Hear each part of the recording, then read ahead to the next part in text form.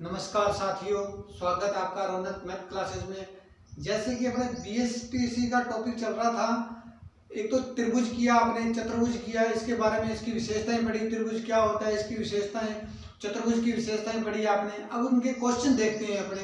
तो सबसे पहला क्वेश्चन आपको दिया हुआ है कि ए बी बराबर ए सी है, एक त्रिभुज दिया हुआ है। वो कह रहा है ए बी की भुजा जो है वो ए सी के बराबर है, और जो कहता है बी कोण दिया हुआ है 58 डिग्री है आपको।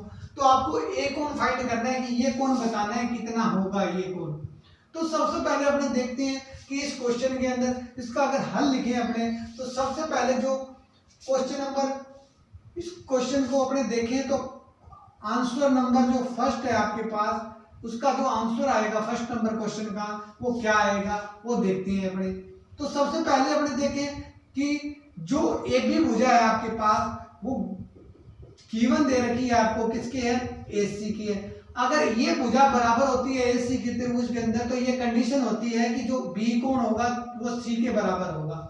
जो B कोण होगा वो किसके बराबर होगा, C के बराबर होगा, क्योंकि AB भुजा बराबर है AC के, तो B कोण दिया हुआ है तो C कोण भी क्या होगा, बराबर होगा। मतलब B 58 है तो C भी 58 डिग्री ही होगा। अब बात करते हैं, पूछा क्या गया आपसे, ए कोण पूछा गया है। तो त्रिभुज के तीनों कोणों का जो योग होता है, कोण ए प्लस कोण बी प्लस कोण सी, तो बराबर होता है 180 डिग्री। अब आपको कोण ए फाइंड करना है। बी की जो कोण की जो वैल्यू दे रखी है वो दे रखी है 58 डिग्री, प्लस सी की वैल्यू भी कितनी हो जाएगी 58 डिग्री, तो 180 डिग्री। तो कोण ए जब आएगा आपके पास 58 116 हो जाएंगे, 116 उधर ट्रांसफर करेंगे अपने, तो 180 माइनस 116 डिग्री, तो ये जो वैल्यू आएगी वो आएगी आपके पास 64 डिग्री। यानी जो ए कोण है आपके पास वो कोण की जो वैल्यू आएगी वो आएगी 64। ये तो 58 डिग्री है ही, क्योंकि ये 58 है तो ये भी 58 होगा। क्यों? क्योंकि ए बी भुजा बराबर है किसके, AC के, तो यहाँ से B बराबर क्या हो जाएगा, कोण C बराबर हो जाएगा। अब इन तीनों कोणों को जोड़ के देखते हैं तो बराबर 180 ही आना चाहिए। इसका मतलब ये आपने सही निकाला है ए कोण। तो सबसे पहले पहला क्वेश्चन का आंसर किया आपने कि ए बी बराबर AC हो, तो ए फाइंड करना था आपको, तो आपने ए फाइंड कर दिया। अब क्वेश्चन 2 की बात करते हैं अपने। क्वेश्चन 2, तो इसका जब सॉल्यूशन लिखें अपने, तो सॉल्यूशन क्या आएगा इसका देखते हैं कि ए बी बराबर है AC के, C कोण फाइंड करना है, मतलब ये कोण बताना है कितना होगा आपको। तो ये त्रिभुज है, आपको पता है त्रिभुज के तीनों कोणों का योग अपने जानते हैं 180 डिग्री होता है। तो सबसे पहले अगर बात करूं मैं कि ये कितना है 2x है, तो ये दोनों भुजाएं बराबर है AB और AC बराबर है, तो ये अगर AB कितना है आपके पास 4x है, तो ये भी 4x हो जाएगा। तो C का वैल्यू आपको बताना है, तो C की जो वैल्यू होगी आपके पास, यानी कि कोण C कितना आएगा, तो पहले x की वैल्यू फाइंड करनी पड़ेगी आपको। तो सबसे पहले अपन देखते हैं कि ये 4x होगा, तो त्रिभुज के तीनों कोणों का जो योग होता है वो 180 होता है, तो A कोण B प्लस कोण C बराबर होता है 180 डिग्री। कोण A की जो वैल्यू है वो है 2x, B की जो वैल्यू है वो है 4x, C की जो वैल्यू है वो भी कितनी आएगी 4x। क्यों आएगी? क्योंकि AB बराबर है AC के, जितना कोण ये होता है उतना ही कोण ये होता है। जब AB भुजा बराबर हो AC के, तो 4x बराबर हो जाएगा 180 डिग्री। अब इसको हल करें तो 8 और 2 10x आएगा आपके पास, बराबर आएगा 180 डिग्री। तो x की जो वैल्यू आएगी आपके पास वो आएगी 18। आपको पूछा C कोण कितना होगा, तो C कोण कितना है आपके पास 4x है ये, तो x की जब वैल्यू पुट करेंगे अपने 18, तो 18 चौक 72, तो ये 72 डिग्री आपके पास आंसर आ जाएगा। यहाँ x की वैल्यू पुट कर दो, यहाँ x की पुट कर दो, यहाँ 72 आ गया। मतलब तीनों कोणों का योग कितना आना चाहिए, 180 आना चाहिए। तो चेक कर सकते हैं, यहाँ भी x रख के, यहाँ भी x रख के और यहाँ भी x रख के, तो ये पूरा टोटल जो होता है वो 180 आना चाहिए। तो इसका मतलब आपने ये क्वेश्चन सोल्व कर दिया। Please take screenshot.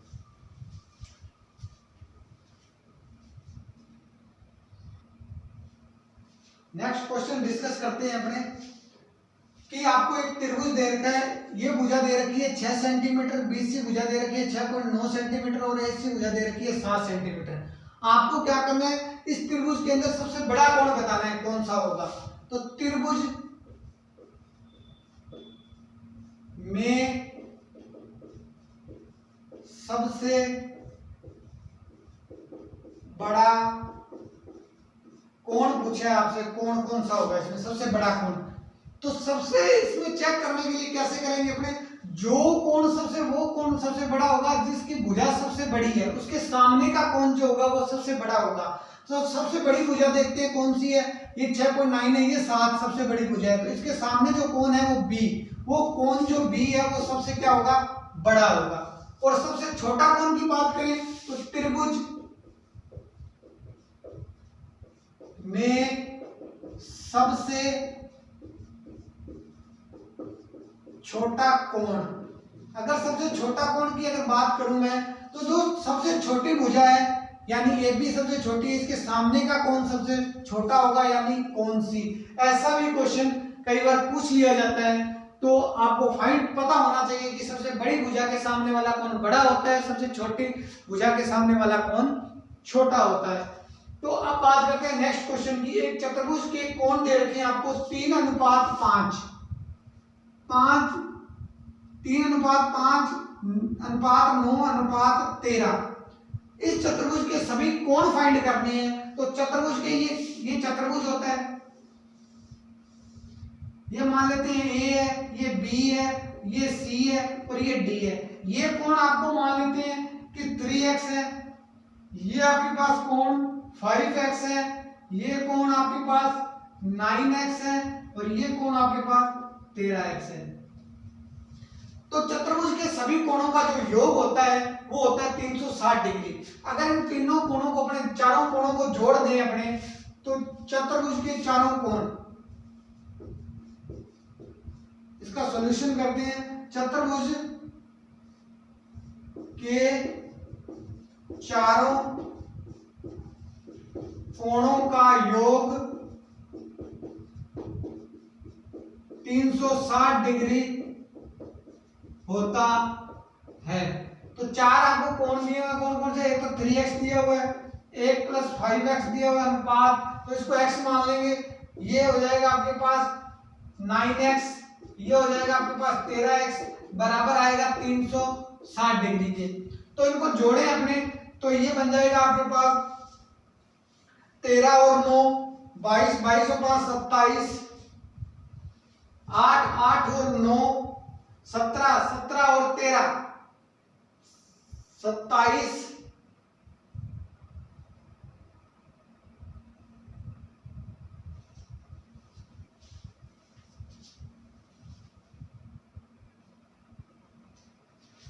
3x + 7x + 9x + 13x का जो योग आएगा वो आपके पास आएगा 30x, बराबर हो जाएगा ये 360 के। तो यहां से जो x की जो वैल्यू आएगी आपके पास 360 डिग्री बटे 30, तो ये हो जाएगा आपके पास 12। तो x की जो वैल्यू आई है आपके पास वो 12 आई है। अब ये x की वैल्यू इनके कौन फाइंड करने हैं आपको, कि भाई 3x, 5x, 9x और 13x, इनमें वैल्यू पुट करेंगे x की। तो यहाँ x की वैल्यू रखेंगे, तो आपके पास जो a कोण होगा वो आ जाएगा 3x है। तो x की वैल्यू फाइंड किया आपने, तो 3 × 12, तो ये आ जाएगा 36 डिग्री। अब b कोण की बात करते हैं। b कोण है 5x, तो 5x की जगह आपने वैल्यू रखी 5 × 12, तो ये आ जाएगा 60 डिग्री। अगर आपने 9x की बात करते हैं, कोण c की बात करते हैं, तो वो 9x है, तो वो 9 × 12, 12 नहीं में 108। फिर अगर कोण d की बात करते हैं अपने, तो वो कोण है 13x, तो 13 × 12, ये आ जाएगा आपके पास 156 डिग्री। इन चारों कोणों को आप जोड़ के देख लीजिए, 360 डिग्री की वैल्यू आएगी आपके पास। तो इसमें कोण पूछा हुआ था कि चारों कोण ज्ञात कीजिए चतुर्भुज के, तो आपने फाइंड कर दिए। तो प्लीज टेक स्क्रीनशॉट।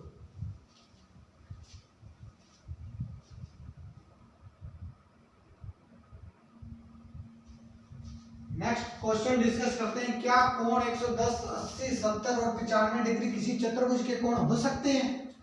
क्यों और क्यों नहीं हो सकते? तो चारों कोणों का योग जो होता है चतुर्भुज के, अपने इसका सॉल्यूशन लिखें इसका, तो चतुर्भुज के चारों कोणों का जो योग होता है वो होता है, चतुर्भुज के चारों कोणों का जो योग होता है वो 360 डिग्री होता है। ये अपने जानते हैं। अब इन चारों कोणों का योग करके देखिए आप कि अगर इनका योग 360 डिग्री आता है तो ये चतुर्भुज के कोण हो सकते हैं, वरना नहीं हो सकते। तो अपने देखते हैं कि 110 degree plus 80 degree plus 70 degree plus 95 degree को अगर जोड़े अपने तो ये आता है आपके पास 355 डिग्री। तो 355 डिग्री आ रहा है, इसका मतलब 360 आना चाहिए था, लेकिन 355 डिग्री आ रहा है। तो अपने लिख सकते हैं कि ये चतुर्भुज के कोण नहीं हो सकते। क्यों नहीं हो सकते? क्योंकि चतुर्भुज का तो योग आना चाहिए 360 डिग्री, वो नहीं आ रहा, इसका मतलब ये नहीं हो सकता। तो नेक्स्ट क्वेश्चन डिस्कस करते हैं। एक समांतर चतुर्भुज के विकिरण परस्पर लंब होते हैं। लंब होते हैं, क्या यह कथन सत्य है? कारण भी बताइए इसका। तो जो समांतर चतुर्भुज आपने बनाते हैं तो उसमें जो परस्पर जो विकिरण होते हैं वो लंब नहीं होते हैं। क्यों नहीं होते हैं? क्योंकि वो तो एक दूसरे को समद्विभाजित करते हैं। विकिरण क्या करते हैं? समांतर चतुर्भुज के परस्पर एक दूसरे को समद्विभाजित करते हैं। कैसे? जैसे ये एक आपके पास एक चतुर्भुज है, समांतर चतुर्भुज होता है ए बी सी डी। समांतर चतुर्भुज की बात कर रहा है, ये चतुर्भुज की बात नहीं कर रहा। तो समांतर चतुर्भुज जो ए सी हो गया, एक बी डी हो गया, तो ये समद्विभाजित कर रहे हैं, न कि ये लंब है। तो इसका मतलब तो अपने लिख सकते हैं कि इसका जो रीजन है, वो सॉल्यूशन है, वो नहीं है। यह कथन सत्य नहीं है। क्यों नहीं है? क्योंकि जो चतुर्भुज है आपके पास, जो समांतर चतुर्भुज है, समांतर चतुर्भुज के विकिरण परस्पर समद्विभाजित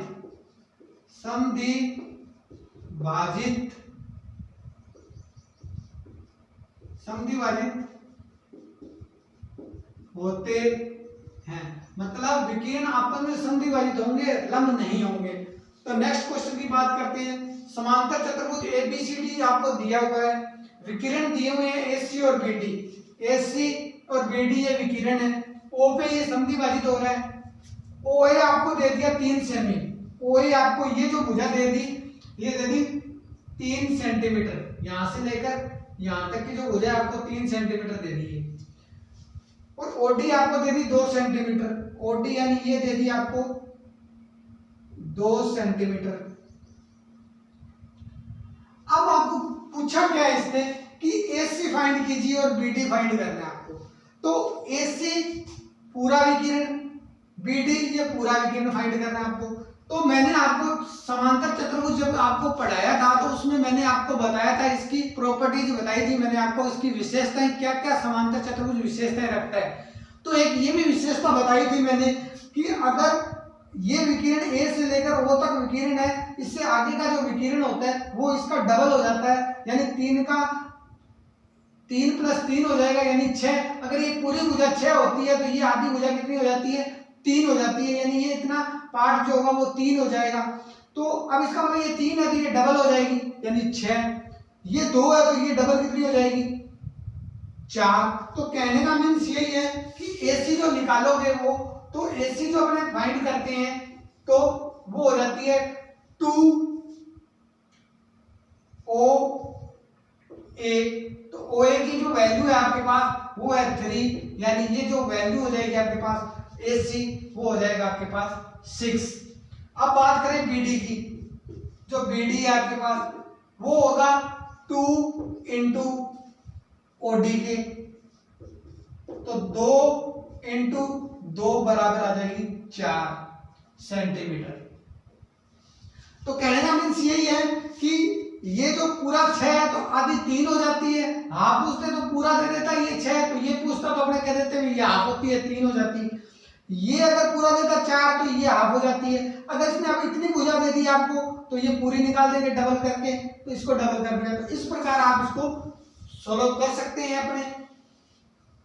अब नेक्स्ट बात करते हैं अपने कि एक रिलेशन होता है, वो बहुत बार एग्जाम में आता है, उस रिलेशन के बारे में अपने पढ़ रहे हैं।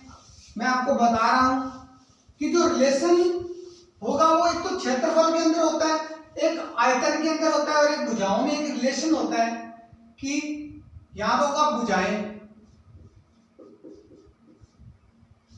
फिर क्षेत्रफल, फिर आयतन। इन तीनों में आप में एक रिलेशन होता है। अगर मान लेते हैं भुजा दे रखी है आपको 2:3, 2/3 यानी 2 अनुपात में दे रखी है 3, 2:3। अगर उसका क्षेत्रफल पूछे आपसे तो इसका आपको स्क्वायर करना है, तो 4, इसका स्क्वायर करोगे 9। यानी जब भुजाएं आपको 2:3 में दी हो, उसका क्षेत्रफल निकालते हैं तो इनका स्क्वायर करते हैं। अगर इनका आयतन निकालोगे तो इसका क्यूब करोगे तो 2 का क्यूब कितना हो जाएगा 8 और 3 का क्यूब कितना हो जाएगा 27। ये वेरी मोस्ट इंपॉर्टेंट एक रिलेशन होता है कि इस पे बेस पे बहुत क्वेश्चन पूछे जाते हैं एग्जाम के अंदर। तो अगर ये दे दे आपको, आयतन दे दे, पूछ ले आपसे कि क्षेत्रफल फाइंड कीजिए, तो यहां से सबसे पहले आपको भुजाएं बनानी पड़ेगी, यानी इसका पेयर करने पड़ेंगे। पेयर 8 के होते हैं, 2 × 2 × 2, तो यहाँ 2 आ जाएगा। 27 के पेयर करोगे तो यहाँ 3 आ जाएगा। जब ये आ चुका है आपके पास तो फिर क्षेत्रफल भी निकल सकता है। यानी कहने का मतलब ये है कि इनसे आपको पेयर बना के ये भुजाएं फाइंड करनी पड़ेगी। भुजाएं हैं तो आपके पास क्षेत्रफल और आयतन आ जाएगा। यदि आपके पास आयतन दिया हुआ है तो अपने भुजाएं निकाल देंगे। अगर आपके पास क्षेत्रफल दिया है तो भुजाएं निकल सकती है। अगर आपको आयतन दिया है तो क्षेत्रफल पूछा है तो पहले भुजाएं निकालनी पड़ेगी, फिर क्षेत्रफल निकलेगा। तो इस प्रकार से ये relation very most important relation है, ये आपको पता होना चाहिए। भुजाओं, क्षेत्रफल और आयतन के बीच में एक रिलेशन बता दिया मैंने आपको।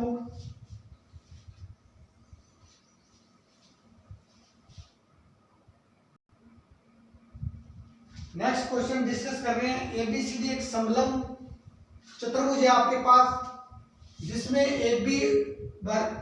AB समांतर है CD के, A कोण और B कोण आपको दे रखा है 45 डिग्री। ये समलंब चतुर्भुज है, इसमें A दे रखा है 45 और B दे रखा है आपको 45। समलंब चतुर्भुज है ये आपके पास। तो आपको C और कोण D बताना है, ये कोण बताना है आपको और ये कोण बताना है।